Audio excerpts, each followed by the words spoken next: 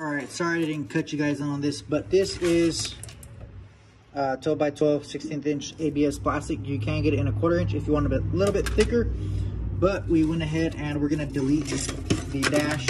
So what I did was just took a measurement from here to here, same thing from the top to the bottom here, marked it, and you can just use a razor blade and this will snap.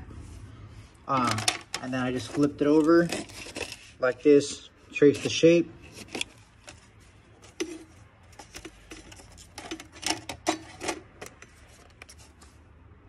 And now this fits in there. We'll take a little bit off the top and everything should fit nice and smooth.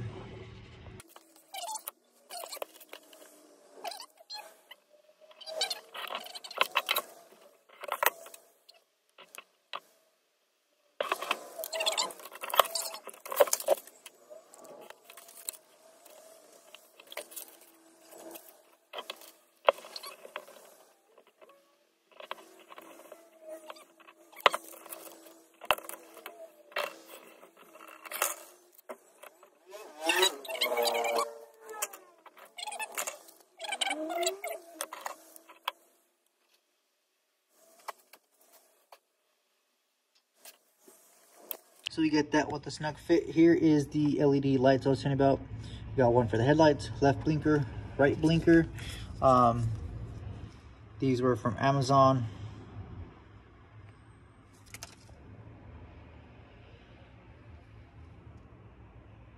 All right, you guys, we picked up a 3 1/4 inch hole saw.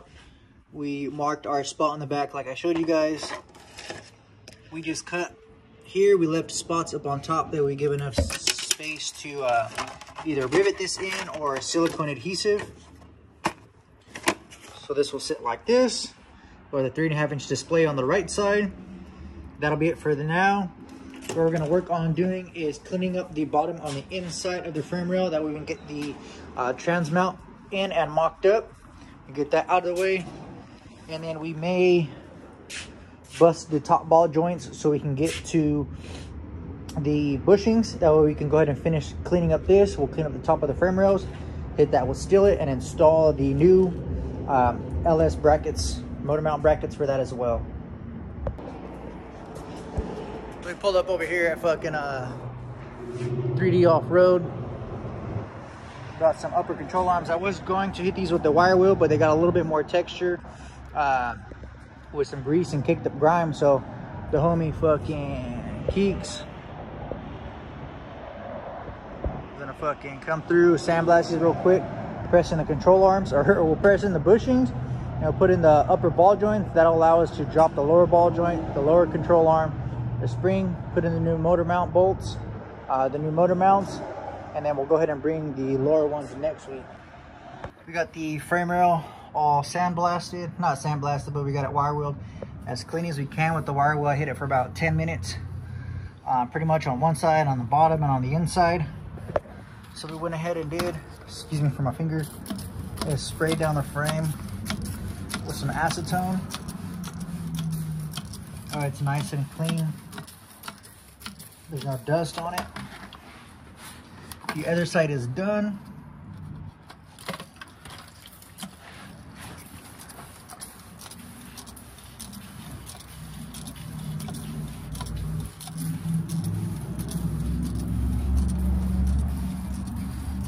Oh my fucking god! Oh. Here it is.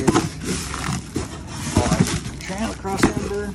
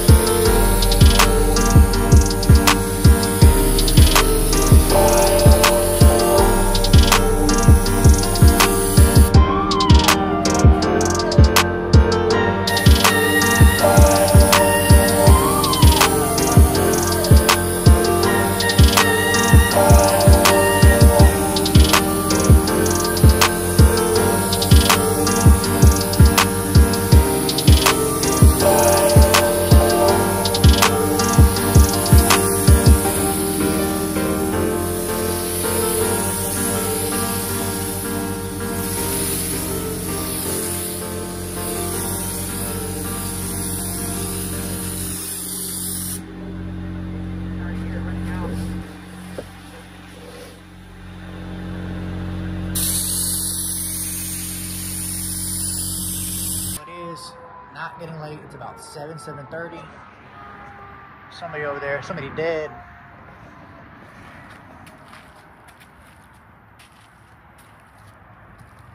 We got one coat on here.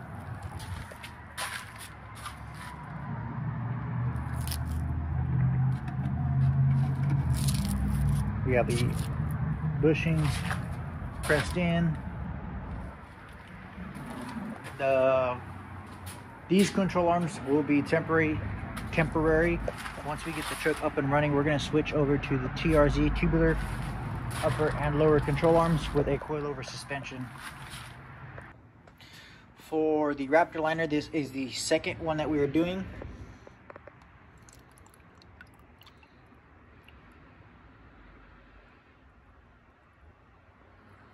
All the way to the fill line.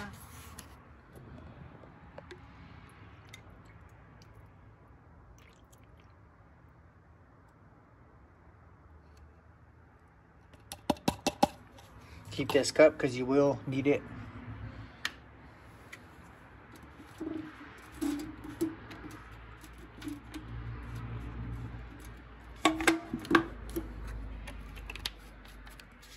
And you want to make sure that you shake this at least for a couple minutes.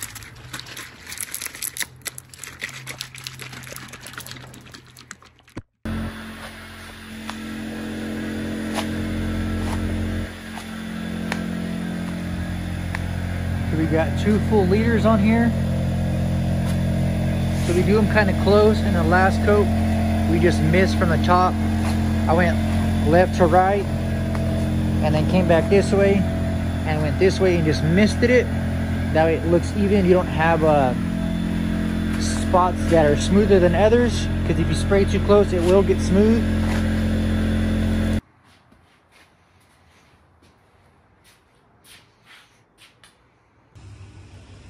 So we got the bed cover all done.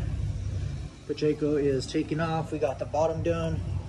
We got the inside of the frame rails done. Everything that we showed you earlier. Got the steering wheel straight. We got the wheels straight. We got the 2 bolts with some Loctite. We got the trans cross member out. This is the hooker. And I'll catch you up tomorrow. We're gonna head over to the Kern County Mini Showdown, So we'll be there tomorrow. All right, so we're up here in the parts room. We got the Holley Terminator X. Haven't even opened up the computer yet. Let's get this opened up. All right, you guys. So at first I was thinking of mounting the Holley computer right here, but the firewall isn't flat. And then I was thinking somewhere over here where it's easy to access and I can still see the lights on the bottom. And then I was thinking here, but the same thing, not easy to access. So on the first gen S10, we have this flat spot, and then I thought about putting it down here, but then it sticks out on the bottom. So what I'm going to do is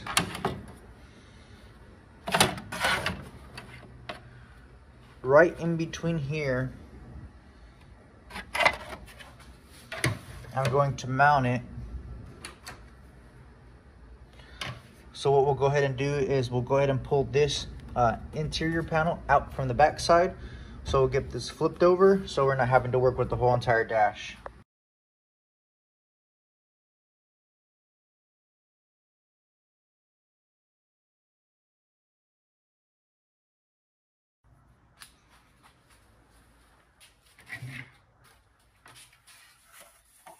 This will be the front side. This will sit in here like this. Obviously you can see the back side is raised up, so I don't want to cut the back big to slide it in this way. If we can slide it through the back side, then all we need to do is cut out a portion for this. This back 3/4 of the section of this box will stick out, so we'll just cut enough to slide it through the front, mark our holes, drill it, and put in little tiny nuts and bolts. So we'll get this cut out right now.